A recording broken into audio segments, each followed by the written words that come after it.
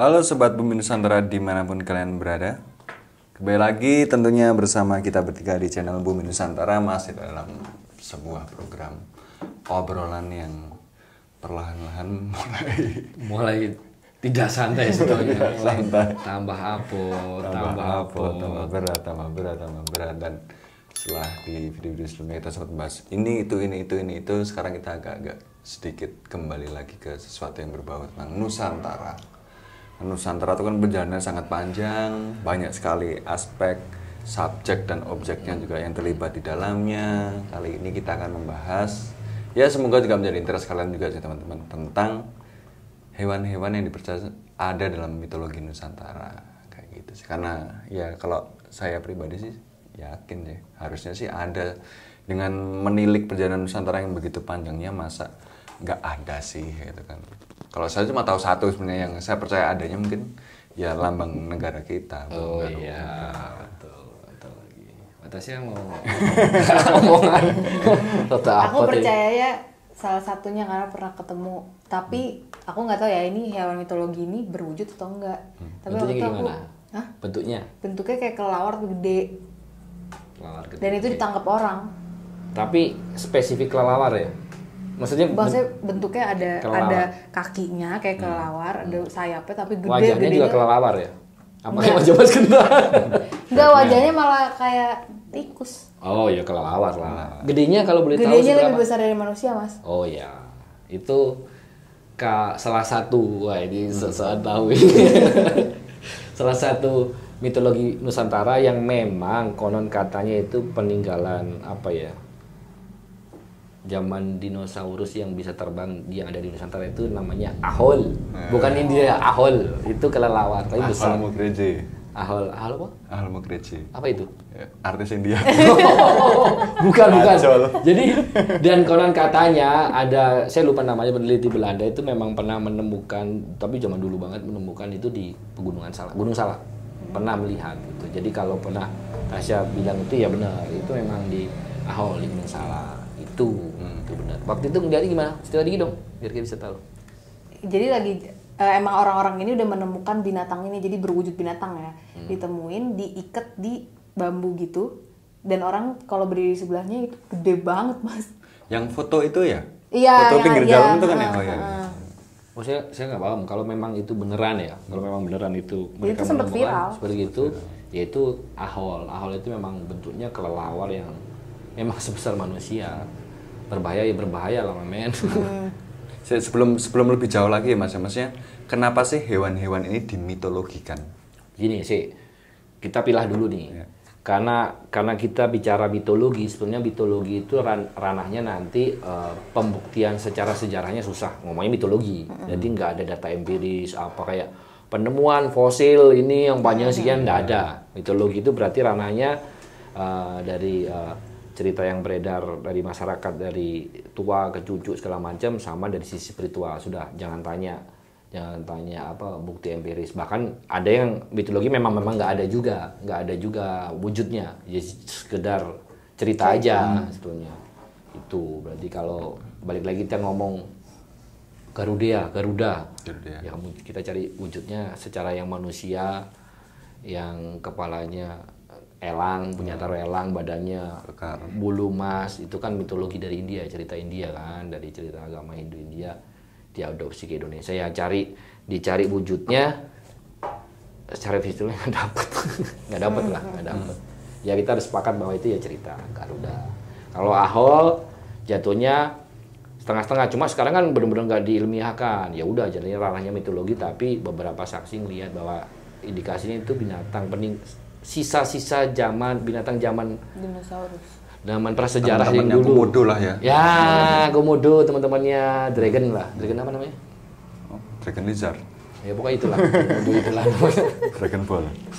Dragon Ball. itu.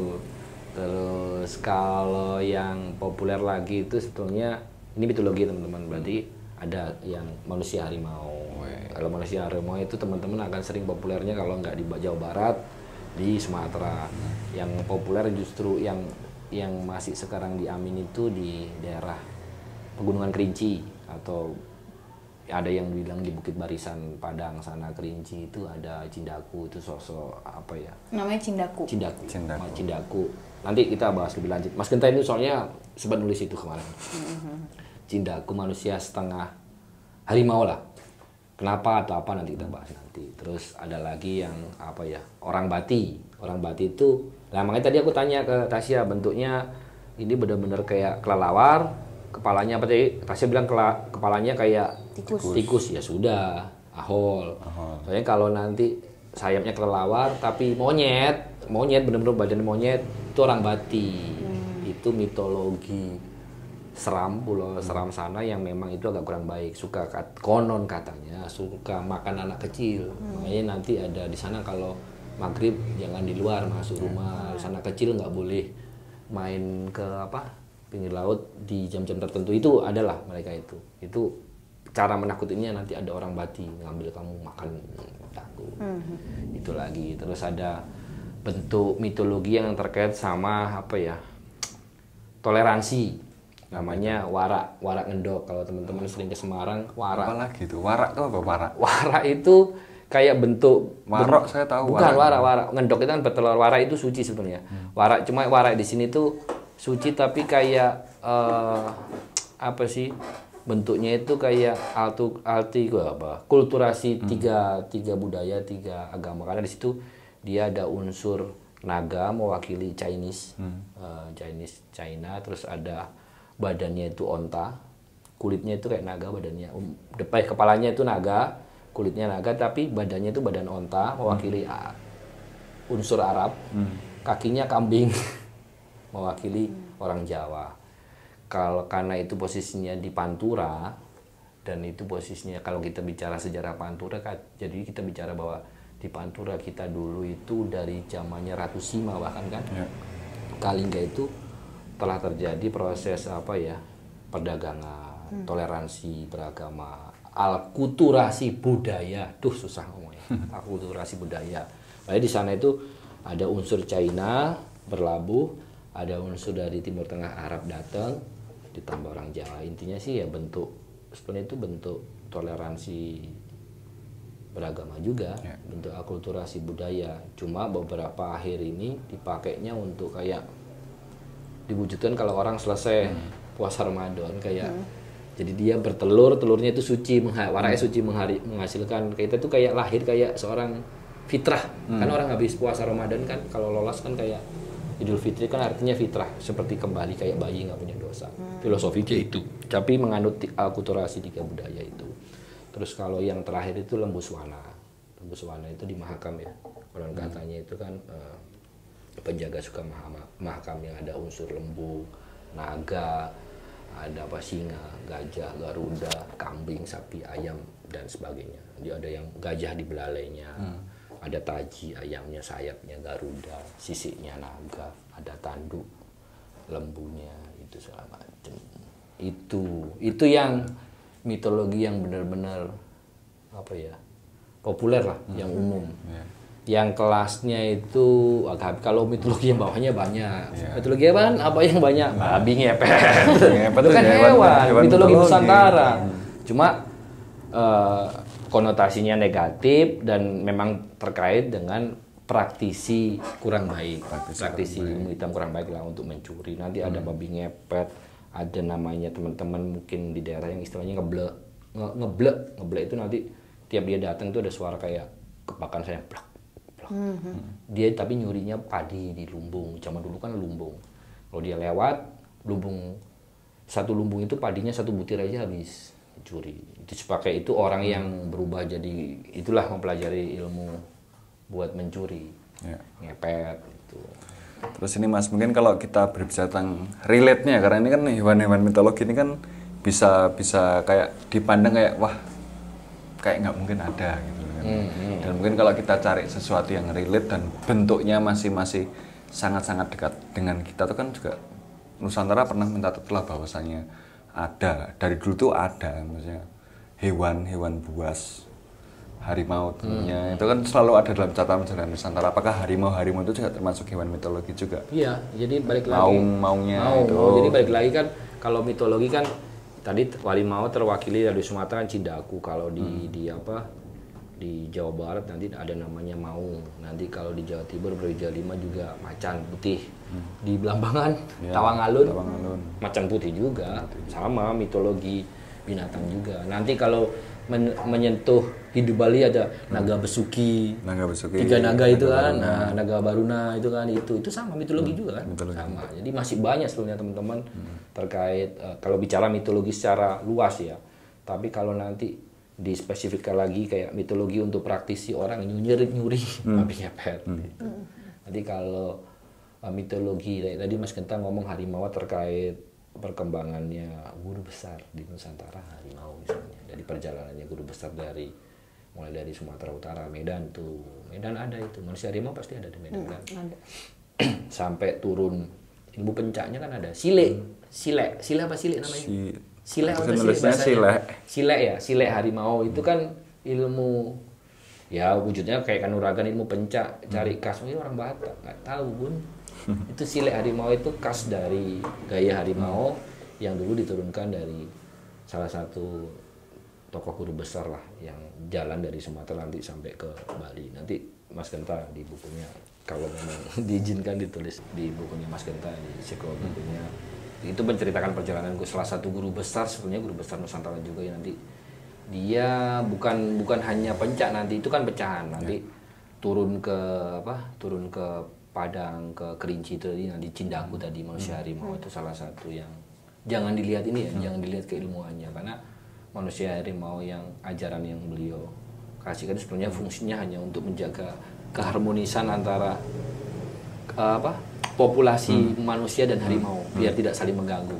Dijaga, jadi tugasnya Cindaku itu manusia kepala harimau itu menjaga. Ini nggak boleh ke sini, ini nggak boleh ke sini. Kalau ini terganggu ya sudah. Dia itu nengai. Pertanyaannya apakah sampai sekarang masih ada, itu yang harus kita cari tahu. Semoga Bumi Nusantara dikasih rezeki untuk bisa ke sana, makanya butuh support teman-teman juga agar kita bisa ke sana. Supportnya Mas Genta ya. Ya, benar sekali. Agar kita bisa ya support dalam bentuk apapun silahkan. Semoga kita bisa lanjut ke Sumatera. Balik lagi dari Cindaku nanti turun sampai di Lampung pun ada, masih Lembung, Bengkulu itu masih ada terkait harimau juga. Nanti turun ke Jawa Barat. Jawa Barat itu banyak loh. Maung, kita bicara Maung ada yang namanya Maung Bodas yang konon katanya itu kalau bicara mitologi Maung kan harimau macan putih di Jawa Barat, kita bicaranya berarti ada Maung hitam, ingat nggak Maung hitam sama Maung Bodas. Maung Bodas sendiri, harimau putih sendiri masih banyak cerita. Konon katanya dari Siliwangi yang Musa mewujud dari harimau putih atau Maung putih. Konon katanya ada cerita Siliwangi bisa mengalahkan harimau putih yang akhirnya jadi pengikut menjaganya. Itu ada cerita lagi dua apa, kalau yang kita merujuk cerita di Sancang itu salah satu abdi atau pengawalnya Siliwangi yang berubah dari 2 macan putih. Di Sancang, kita ngomong Sancang berarti Garut ya, daerah Garut. Belum lagi ke Tanggil kemarin yang Jaga Reksa, Langlang Buana itu harimau juga tapi hitam. Itu bentuk andil-andil dari guru besar Nusantara. Nanti masih ada yang di Panjalu itu ada kembar Maung Cipanjalu yang kembar itu juga ada. Itu masih nanti lari ke Jawa Timur. Masih ada namanya Brawijaya 5, moksanya juga harimau putih ilmuannya yang di Lawu katanya. Terus nanti terakhir yang Mas Genta pernah ke sana. Tawangalun. Tawangalun ya. Cuma nggak ke Istana Macan Putih yang waktu itu, cuma ke pertapaannya. Loh kan yang di atas itu? Itu pertapaan. Oh, pertapaan. Istana Macan Putih beda tempat. Beda lagi. Bukan ke Istana Macan, ke tempat pertapaannya Tawangalun sebelum Jadi ceritanya dari situ sebetulnya sedikit aja ya. Di situ di Bibing Gunung Nusantara bertapa, dia jalan, dia ketemu GBN, Guru Besar Nusantara, wujudnya macan putih. Disitulah titik bangun macan putih. Cuma saya Mas Genta kemarin gak kesana, eksplornya hanya di Tawangalun. Harusnya ceritanya panjang, bagus itu. Kan waktu itu kan belum yang se-interest, belum ada interest ke sana. Oh iya, itu. Terusnya kan masih tentang tempat sebelahnya. Itu terkait macan putih, jadi macan putih itu. Mas, terus kalau kita berbicara tentang hewan mitologi ya, maksudnya ya hewan mitologi adalah banyak ya, sampai yang harimau-harimau ini. Mereka tuh datangnya dari mana? Apakah dari alam kedewataan kah? Datang dari dunia gaib kah atau memang datang dari hutan rimba yang memang Jadi kalau kita bicara Sumatera, Kalimantan ada, Sulawesi ada beberapa, tapi kita harus ke sana nanti. Jadi kayak Sumatera, Jawa dan Bali itu ada andil. Jadi ada tokoh nih sebenarnya dari India. Nanti beliau banyak, cuma beliau ini memang turun geng India kalau kita sebut ngomong geng India. Yang nanti akhirnya mereka moksa ini masalahnya di Nusantara, problemnya akhirnya jadi guru besar Nusantara. Tapi India yang itu sebetulnya filosofinya itu ngajar spiritual. Dia itu kalau melihat jauhnya zaman, lamanya zaman itu di mereka itu membagi pelajaran kayak agama Samawi itu, agama yang sangat lampau lagi banget sebelum agama Buddha bahkan jalan ke Nusantara. Pecahannya itu bentuknya nanti filosofi spiritualnya ada, tapi di Sumatera ada jadi silet. Silet itu kan sebetulnya nggak hanya pecahan silat, ada gerakan yang spirit, ada sisi spiritual di situ yang harusnya. Silet itu nggak main-main loh. Silet itu nggak main-main sebetulnya. Ada orang kalau mau silet syaratnya harus ini, lahir batinnya harus ini ada. Sebenarnya tempaannya itu, cuma dengan berkembangnya zaman yang diambil kanuragan sama kayak diturun di tadi Bukit Kerinci, Bukit Barisan yang akhirnya nanti ada pecahan yang kurang baik, jadi cuma asal jadi manusia harimau jadi-jadian aja itu ada. Itu intinya dari sosok guru besar Nusantara. Siapa namanya Mas Ken? Lalu ya. Ki Ageng Tapak Wojo. Kerennya, populernya. Jadi namanya itu banyak, cuma populer di kalangan spiritual namanya Ki Ageng Tapak Wojo. Nanti dia itu salah satunya guru Siliwangi juga. Gurunya yang jaga reksa juga yang dilihat, makanya terus ada unsur-unsur pokoknya yang berbau unsur-unsur harimau, ada kanuragan. Sebenarnya nggak hanya kanuragan, beratnya di spiritual sama ilmu kamuksan, cuma agak ekstrim dia, masih agak keras untuk orang-orang biasa, keras, makanya cocok untuk orang-orang yang sudah puas dan melewati semua indahnya dunia. Kayak cocoknya akhirnya jadi kayak raja. Gurunya jadi raja pantas kan dia udah ngerasain istri banyak, makan enak, emas banyak, kemana-mana udah mentop. Itu cocoknya sama Ki Ageng Tapak Wojo. Nanti gurunya kayak Siliwangi ada. Kalau mau ditanya ya sekali lagi semoga kita diberi rezeki untuk perjalanan apa Tila Siliwangi biar tahu dapatnya dan ketemunya guru besarnya di mana sih, apakah terkait Maung Bodas atau yang di Sancang itu di mana, nanti kita cari dan benar Siliwangi kita abad itu termasuk nanti Doi Jalima, Tawang Alun. Cuma terakhirnya Ki Ageng Tapak Wojo balik lagi ke Jawa Timur, dia mondar mandir. Habisnya memang di Gunung Lawu, nanti terkenal dengan Sunan Lawu periode pertama. Nanti beliau punya murid lagi yaitu Brawijaya V yang Musa juga diserain jadi Sunan Lawu, guru besar juga. Dia geser nggak di puncak Lawu, ada titiknya tapi masih sekitar Lawu. Insya Allah nanti kalau memang rezeki Mas Genta saya ajak ke sana juga. Amin. Support teman-teman juga. Kita ke sana kita bisa ngelihat nih. Ini loh tempatnya. Jadi di Lawu itu kita jadi tahu, oh ini tempatnya Batu Kidul di mana? Ada loh. Ada lereng mana? Ada di Lawu, ada Lawu. Biar nggak rancu. Sunan Lawu, yang Lawu siapa? Biar nggak rancu. Berarti kalau mau Sunan Lawu generasi pertama berarti kita bicara Ki Ageng Tapak Wojo. Oh sebelah sini titiknya. Oh yang Brawijaya V sih ini. Ceritanya dari mana ini? Urutannya itu serunya itu. Tuh terkait Ki Ageng Tapak Wojo. Geng India. Ini aku dari tadi juga lagi bermusuhan dengan hewan mitologi. Nyamuk. Hewan mitologi Indonesia nyamuk. Terus ini wes Mas, tak tanya lagi. Para hewan-hewan mitologi itu yang konon katanya datang dengan segala keajaibannya dan kesaktiannya, apakah mereka juga menjalani sebuah laku spiritual tersendiri?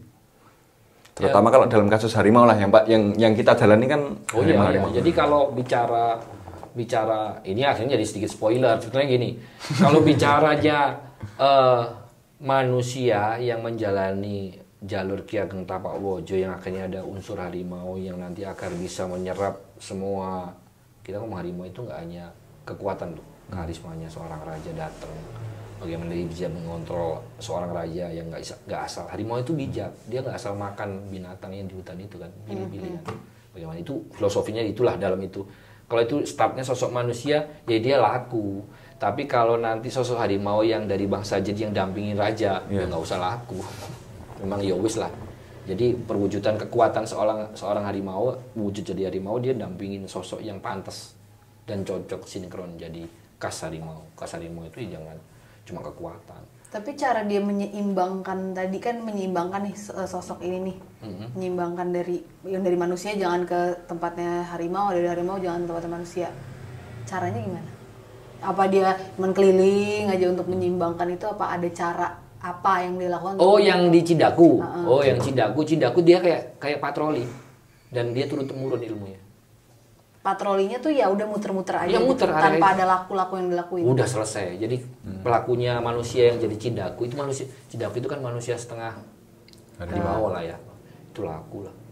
Oh, dia itu bukan kayak satu waktu itu kalau dia saya laku ya udah selamanya dia jadi manusia harimau. Oh iya, dia bisa berubah sewaktu-waktu jadi manusia harimau, punya ilmu lah, ilmu manusia harimau. Udah, tapi dia punya pertanggungjawaban moral bahwa segala sesuatu yang terkait kemaslahatan, entah itu populasi, kesejahteraan harimau dan manusia biar imbang, tugasnya dia. Yang berat atasnya itu. Sekarang udah nggak ada dong, udah mau punah harimau. Nah, ini bodo alam kan yang nggak tahu kan. Masih ada beberapa harimau Sumatera masih sempat temu, cuma makanya itu pertanggungjawaban dia gimana. Berarti kan ada proses transfer guru besar Nusantara Ki Ageng Tapakwojo waktu ada mereka ngasih ini, mereka mengiyakin ya Ki Ageng Tapakwojo. Mungkin nggak tahu waktu turunnya, makanya kita harus ke sana mencari tahu. Mungkin turunnya ilmu itu ada keluhan warga setempat bahwa terkait harimau sama ini ya udah tak kasih, tapi pertanggungjawabannya ini loh misal mau. Tapi filosofinya ilmu ini harus ini, kan filosofinya bagus dong, membuat imbang antara kehidupan yang berbau hutan, ini kan menjaga hutan, harimau, binatang sama manusia. Itu berarti yang tahu waktu di situ dia menurunkan itu untuk kepentingan itu. Akan berbeda mungkin waktu di Jawa Barat. Dia kan jalan terus. Gitu. Kalau aku sih yang menarik ya sebenarnya. Sejati-sejatinya harimau yang dipunyai oleh Ki Ageng Tapakwojo itu sendiri. Dia bisa menurunkan ini kepada ini kan berarti otomatis di belakang sana itu kan dia punya jadi harimau yang jadi gini, kalau jadi bukan di belakang ini Mas Gentap, salah juga kalau di belakang dia banyak harimau ya, tapi bukan yang harus dari India semua kan, jadi semua mikirnya dari India semua dong harimau ini, enggak juga. Harimau dari India dia ada yang unsur jin lah, Kajiman, karena bangsanya Kajiman ini ya. Atau memang jangan-jangan atau memang jangan-jangan Ki Ageng Tapakwojo itu sebelum itu dia juga udah punya pendamping harimau yang tidak pernah dilihat. Sudah. Jadi kalau teman-teman lihat mitologi binatang di India apa? Ada harimau loh. Harimau India namanya apa? Gak tahu. Ada istilahnya. Harimau India. Teman-teman nanti bantu ya komen di bawah itu ada istilahnya. Harimau India kan gede juga harimau. Tak sambil cari. Harimau India namanya apa? Itu harimau khas India. Itu Asoka atau apa coba? Lupa aku. Itu India. Itu salah satu penanggalan jantung. Dia memang unsur harimau. Maksudnya lagi ini Tasya yang Benggala, harimau Benggala kan harimau India kan. Mana sih, jadi nggak jurtuk gatuk yang memang harimau hitam juga ada. Nah, jadi memang dia unsur itu kuatnya. Cuma puncak spiritual dia moksa. Balik lagi pertanyaan Mas Genta, apakah dia dari sana? Dia memang ada, cuma dengan keilmuan dia yang sebetulnya filosofi harimau, nanti sesi kita membahas Ki Ageng Tapakwojo dengan spiritual harimau lah, kita bahas spiritual harimau itu beda. Itu perjalanan dia dangkap nih bangsa Kajiman yang unsur harimau di Sumatera, otomatis juga semakin naklukin lah untuk diserahin itu loh. Banyak akhirnya nanti berarti yang ada di Jawa Barat bukan yang unsur harimau yang dari Sumatera yang dikasihkan, ya udah yang dari situ udah kena semua. Nanti makanya ada cerita versi Prabu Siliwangi yang ada cerita juga Prabu Siliwangi dicuru apa itu yang naklukin jin harimau putih, akhirnya takluk jadi pengawalnya. Nah, berarti kan unsur Kajiman harimau di Sunda Galuh bicaranya, Pajajaran berarti. Nanti kalau di Jawa Timur berarti unsur harimau itu. Di Tawangalun harimau Belambangan berarti Alas Purwo lah harimau pasti ada juga tuh. Itu teman-teman batasnya, kalau ada pertanyaan kalau nggak kita tutup sesi ini. Takut kan dengan pertanyaanku? Ya. Lah diokre-okre ceritanya GBN nih. Oh iya, malah jadi cerita kayak guru besar Nusantara. Tapi nggak apa-apa lah teman-teman, maksudnya masih ada sedikit kaitannya sama harimau yang tentunya jadi hewan mitologi di Nusantara ini. Menarik sih sebenarnya. Gimana? Kita mau bikin sebuah series perjalanan mencari jejak harimau. Saya pengennya sih kayak jejak guru besar Nusantara Tapak Wojo dimulai Sumatera. Ya minimal Sumatera Jawa aja lah, nggak usah sampai Kalimantan. Minimal itulah. Ya tapi ya itu butuh support teman-teman. Iya. Terus mohon maaf, Sumatera juga panjang teman-teman. Besar. Jadi kalau bicara Sumatera itu sebetulnya nanti Aceh itu ada. Iya. Cerita harimau Aceh ada. Nanti kalau di Sumatera Utara kita bicara bagaimana Samosir itu cerita keren loh sih Sumatera harimau Batak itu keren banget itu Sumatera Utara ceritanya banyak juga. Bagaimana berputar-putarnya Ki Ageng Tapabojo di sana itu keren. Kali-kali nama itu kan nama populer teman-teman, nama populer di akhir-akhir yang diamini para spiritualis di Jawa. Namanya aliasnya banyak, nggak bisa disebut kalau itu. Tuh nanti Padang, Jambi, katanya Jambi bahkan ada Bengkulu, Lampung saya lupa. Tapi mungkin nggak ya Mas ya maksudnya? Ya kita kan udah tahu ilmu harimau ya. Jangan tadi di awal-awal kita sempat bahas tentang ilmu babi ngepet itu suatu saat ilmu babi ngepet itu akan besar sehingga babi ngepet jadi hewan mitologi itu mungkin bisa kan sampai sekarang juga babi ngepet hewan mitologi tapi dengan konotasi negatif. Tapi mitologi lah. Buktiannya susah kok. Tidak ada bukti empiris ditemukannya babi saat dibedah akhirnya jadi manusia. Maksudnya yang benar-benar di kemarin sempat ada hoax sih. Babi beneran kan. Yang beneran babi hutan kan nggak ada jadinya mitologi tapi konotasi negatif. Mungkin di saat kesenjangan sosial ekonomi di Nusantara makin jauh, orang bingung dengan cara apa? Mencuri susah, CCTV banyak atau apa? Satpam banyak dengan cara goib mungkin. Karena kita kalau melihat trennya sekarang kan teknologi naik tapi metafisika juga naik juga, berarti orang sudah mulai ada keresahan dari sisi itu. Ya siapa tahu nanti Mas Ganta terus mau mempelajari babi ngepet, kita boleh ada sesi private. Batasnya bagian pegang lilin ya. Menyaksikan transformasiku berubah pelan-pelan. Hasilnya buat gue jalan-jalan ke Sumatera. Kalau babi ngepet populer, ngeblek itu yang sampai sekarang juga susah. Ngeblek itu juga keren itu sebenarnya. Bisa mencuri ngeblek itu bentuknya apa ngeblek? Karena tadi kan kamu cuma cerita pakpok. Iya ini sampai sekarang pun secara ini nggak cuma suara kayak burung kepakan burung, blak kepakan burung mostly. Ya, saya tanya juga ya, mostly orang-orang sepuh yang pernah mengalami itu juga. Saya juga ngalami tapi suara. Itu nggak pernah ada yang nemuin secara fisik apa bener-bener suara kayak burung keblek, blak. Itu lumbung satu badi coba mau gelit ada. Satu lumbung itu satu butir gabah, kita ngomongin gabah itu aja hilang. Kalau cara dia ngambil itu maksudnya tuh kalau babi ngepet kan kayaknya di tempel. Ya sama, goblek itu cuma lewat di atasnya. Mungkin dengan kipasan. Jadi gini, kalau proses babi ngepet ini sedikit bocoran ya. Babi ngepet, tuyul, keblek itu kan proses mencuri, mau uang, mau beras, mau emas, mau apa. Itu berarti ada suatu ilmu yang merubah materi jadi non materi sampai rumah dijadikan materi lagi. Ya. Masuk ya. Babi ngepet. Berarti milih gitu. Enggak. Jadi ada ilmu merubah uang itu jadi non materi. Kan uang kan materi. Jadi kalau sudah jadi non materi itu sesuatu yang namanya non materi, nggak butuh ruang dan waktu. Sudah bisa sekecil atom, sudah esensinya kedapat. Ada ilmu yang sampai di rumah dia merubah itu jadi materi lagi. Jadi sama. Ditanya lagi berarti sama dong sama santet yang kirim besi paku, sama. Cuma ini proses ngirim, ini proses narik.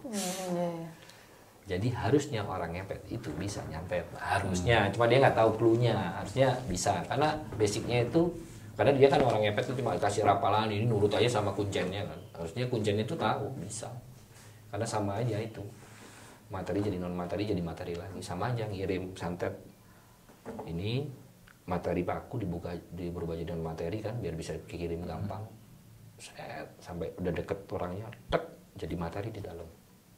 Ketemu paku. Pakai gelombang. Makanya ada yang beberapa pastor yang pakai, ada yang teman kakak itu yang pakai kumparan tembaga. Ya nggak sih pastor, kenapa? Untuk mengganggu proses masuknya materi jadi materi ke dalam. iya. Jadi kayak gelombang elektromagnetiknya dibantah gitu loh, dikacaukan. Jadi kayak tameng. Gak jadi. Jadi seolah-olah tameng padahal itu hanya merusak proses gelombang elektromagnetik yang mau mengubah dia jadi materi lagi dari non materi, dia rusak, nggak jadi masuk. Nanti biasanya pas dibuka itu kumparannya itu kayak habis di sayat-sayat. Enggak, dibakarin api gosong itu loh. Hitam ya. Terus direndam di air putih. Apa air putih atau lupa syaratnya itu. Jadi ya perlu juga belajar santet itu bukan apa, biar kita tahu. Tuh. Nanti itu terkait orang kalau santet itu kalau bisa jangan tidur di bawah jam 12, itu terkait sama gelombang elektromagnetik sama kalau di kita gelombang alfa beta segala macam itu penting, itu pengaruh. Makanya nanti ada proses semedi itu ngelatih apa, kita bahas nanti suatu saat semedi itu apa, ngelatih gelombang apa, itu buat nangkal. Selain doa ya, buat nangkal ini kita ngomong ikhtiar secara inilah, dohir buat nangkal santet segala macam, jadi melebarkan santet. Ya wes, intinya teman-teman itu sekiranya cuma ya sedikit informasi, nggak banyak, sedikit banget ini informasi tentang hewan-hewan mitologi yang ada di Nusantara, karena pastinya kita yakini masih ada lagi, kita belum bahas yang ada di dasar lautan sana, di hutan mana, di pulau-pulau mana yang mungkin masih agak-agak kurang populer gitu. Tapi ya setidaknya inilah sedikit introduksi kita tentang hewan-hewan mitologi dan sedikit turunannya yang ternyata juga ada sangkut pautnya dengan salah satu perjalanan spiritual di Nusantara juga. Dan tambahan dari saya sebetulnya dengan kita mencoba menyajikan tentang mitologi hewan Nusantara itu, bahwa sebetulnya bumi Nusantara itu sangat tertarik dan pingin banget penelusuran tentang terkait benar nggak sih mitologi hewan-hewan Nusantara, yang ternyata setelah kita cek tuh tempatnya luar biasa yang di Sumatera, Kalimantan ya. Cuma ya kita tahu diri lah, kita masih butuh teman-teman. bantuan. Gimana caranya buat itulah itu. Tapi kalau semoga bukan kita yang menjadi mitologi. Wah itu enggak. Janganlah. Ini cuma itu sih punchline. Ya, punchline. Udah itu istilahnya tambahannya. Mengatasi kalau mau tambahan silakan. Ya. Dari tadi nyindir terus saya. Ya, intinya gitu ya teman-teman. Terima kasih sudah menyaksikan video ini ya. Semoga kedepannya kita masih bisa membagikan video-video ngobrol-ngobrol lagi yang bisa memberikan tambahan pengetahuan untuk kalian. Kalau kalian ada ide atau topik yang ingin dibahas juga, monggo tulis saja kayak gitu. Barangkali kita sedikit menguasai akan kita kulik dan kita ya beredar sedikit-sedikit lah untuk dibagikan pada kalian semuanya. Terima kasih sudah menyaksikan video ini dan sampai jumpa di perjalanan bumi Nusantara selanjutnya.